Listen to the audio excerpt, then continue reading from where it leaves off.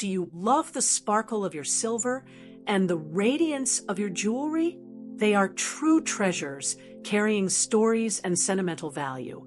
But just imagine, a simple mistake when cleaning them can turn that brilliance into a disaster, causing damage that even an experienced jeweler couldn't reverse. In this video, we will reveal the 7 most common and dangerous mistakes most people make when trying to clean their precious pieces at home. Prepare to discover secrets that will make you completely rethink your cleaning routine and, most importantly, ensure your jewelry and silver shine for many, many generations. Stay with us until the end to protect your treasures. Chapter 1: The Danger of Abrasive Cleaning Products. Many people, in their eagerness to see their jewelry and silver shine intensely, end up resorting to cleaning products that promise quick and miraculous results. However, what they don't know is that many of these specific silver products contain excessively abrasive substances in their composition. These substances are designed to remove the oxidized surface layer, but they do so aggressively. The problem with using highly abrasive products lies in the fact that they don't just remove dirt or tarnish. They literally remove microlayers of the metal itself with each application. Over time and with repetitive use, this can lead to significant wear and tear on the piece, making it thinner and more fragile. Imagine sanding something repeatedly until it starts to lose its original shape. This is especially critical for silver-plated pieces or jewelry with delicate details, where the noble metal layer is thin and can be easily compromised. Instead of preserving your piece's beauty, you will be contributing to its gradual and irreversible deterioration. The initial shine may be impressive, but the long-term cost is the loss of the item's integrity. The damage caused by these products is not limited to the metal. In some cases, excessive abrasion can also affect softer gemstones or carved details, removing the polish and leaving them with a dull appearance. It's as if the life of the jewelry is being literally sanded away, little by little, diminishing its value and beauty. The lesson here is clear: less is more. Always opt for softer cleaning methods and products that are demonstrably safe for jewelry and silver without strong abrasive components. Gentle and regular cleaning is much more effective in maintaining the shine and longevity of your pieces than an aggressive and potentially damaging intervention. Chapter 2: Submerging Jewelry with Porous Stones in Liquid Solutions. The idea of submerging a piece of jewelry in a cleaning solution to remove dirt seems practical and effective, doesn't it? However, this technique hides a dangerous trap, especially when it comes to jewelry adorned with porous stones. Many people don't realize it, but not all gems react well to prolonged contact with liquids, whether they are water, soap, or chemical products. Stones such as pearls, opals, turquoise, coral, and amber have a naturally more porous or organic structure. This means they can absorb the liquids they are submerged in. When they absorb water, they can swell and, upon drying, crack or develop internal stains that compromise their beauty and durability forever. In the case of pearls, for example, immersion in water or acidic solutions can damage the nacre, the iridescent layer that gives them their characteristic luster. They can lose their sheen, become opaque, and even crumble over time. This is damage that cannot be reversed, completely devaluing the jewel. Opals and turquoise, in turn, are especially sensitive to changes in humidity. When submerged and then dried quickly, they can lose the water that makes up part of their structure, resulting in internal cracks that reduce their transparency and shine. This is what jewelers call crazing or cracking of the stone. The best approach for jewelry with porous stones is superficial and careful cleaning. Use a soft, damp cloth, only damp, not wet, to gently clean the stone's surface, avoiding immersion. For the metal structure, use an appropriate cleaning method that does not require direct contact of the stone with liquids. Chapter 3: Scrubbing with hard-bristled toothbrushes. Many people, in an attempt to remove ingrained dirt from their jewelry and silver, resort to the good old toothbrush, thinking that its small bristles and ability to reach corners are ideal. However, what seems like a practical solution can be a serious mistake, especially if the toothbrush in question has hard or medium bristles. The truth is that the bristles of common toothbrushes, even those considered soft for oral use, are often too rigid for the delicate surface of precious metals and stones. They are designed to clean dental enamel, which is much more resistant than silver, gold, or the polished surface of a gem. When you scrub your jewelry with a hard-bristled brush, you run the serious risk of permanently scratching them. These microscopic scratches may not be immediately visible to the naked eye, but over time and with repetition, they accumulate, creating a dull and lusterless surface. It's as if you're sanding the piece instead of cleaning it. The danger is even greater when it comes to stones. Gems like pearls, opals, turquoise, and even harder stones like diamonds, whose facet polish can be damaged, are vulnerable. The bristles can wear down their surfaces, remove natural shine, and even create marks that are impossible to polish again. The safe alternative is always to opt for brushes with extra soft bristles, or preferably soft microfiber polishing cloths specifically for jewelry. If it is really necessary to use a brush to reach crevices, make sure the bristles are so soft that they are barely felt to the touch, and use it with the least possible pressure. Chapter 4. Using toothpaste. The tip of using toothpaste to clean jewelry and silver is one of the most persistent and, unfortunately, most harmful urban legends in the world of home cleaning. Many people believe that if it's good for teeth, it must be good for their jewelry. After all, both need polishing to shine. However, this belief is completely mistaken and can lead to irreversible damage. The main reason why toothpaste is so dangerous for your precious pieces is its composition. Most toothpastes, especially those that promise whitening, contain fine abrasives such as silica, calcium carbonate, or baking soda that are designed to remove stains and plaque from tooth enamel. While effective for teeth, these same abrasives are enemies of the delicate surface of metals and gems.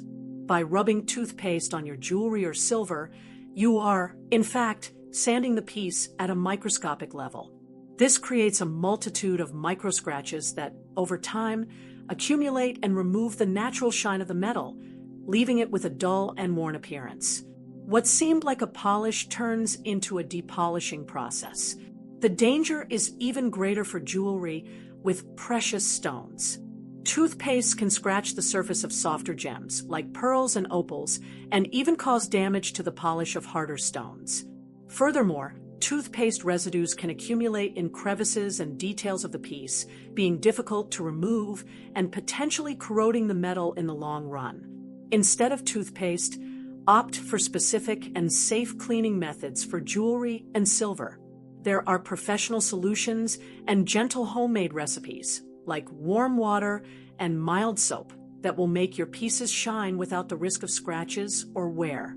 Remember, what's good for oral health isn't always good for the longevity of your jewelry. Chapter 5.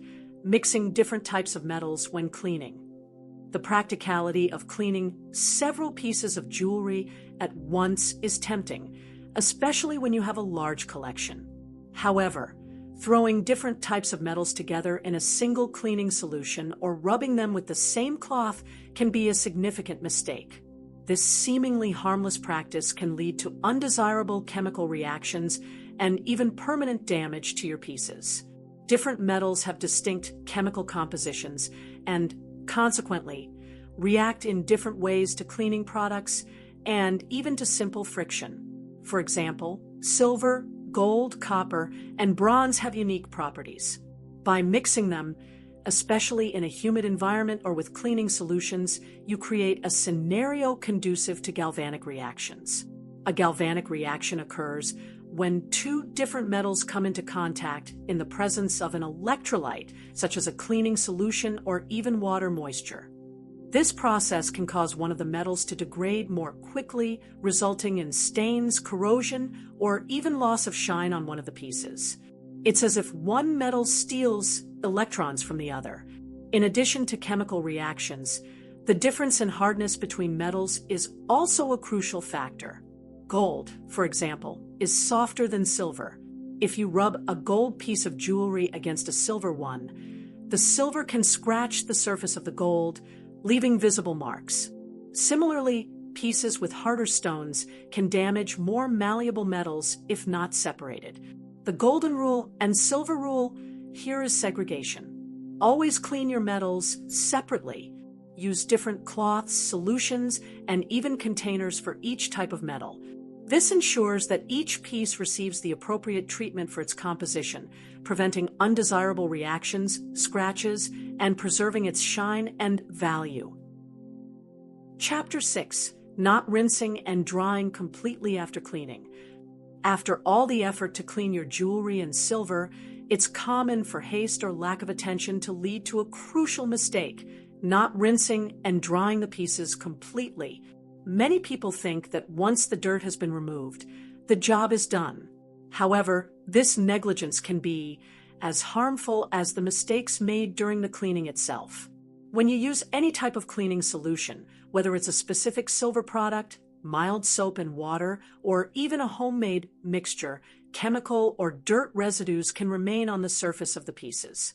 If these residues are not completely removed by rinsing, they can corrode the metal, cause discoloration, or leave opaque stains over time. Proper rinsing should be done under running, lukewarm water, never hot for jewelry with sensitive stones, ensuring that all corners and crevices of the piece are reached.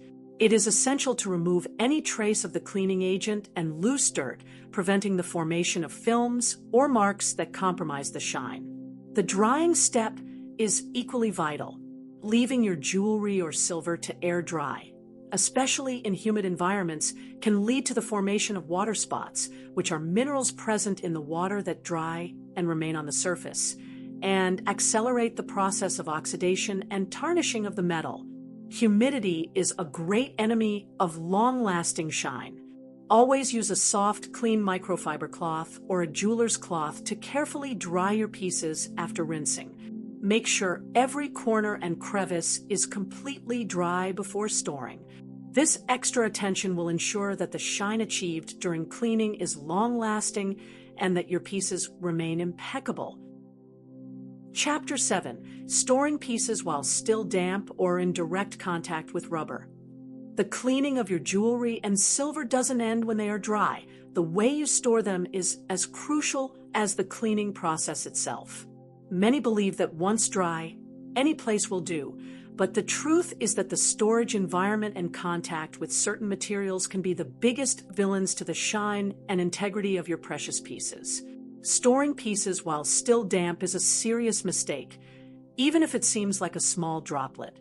Residual moisture, as we have already mentioned, is the perfect catalyst for oxidation and tarnishing of silver and can stain other metals. This moisture creates a microenvironment favorable to patina formation and mold growth on organic stones.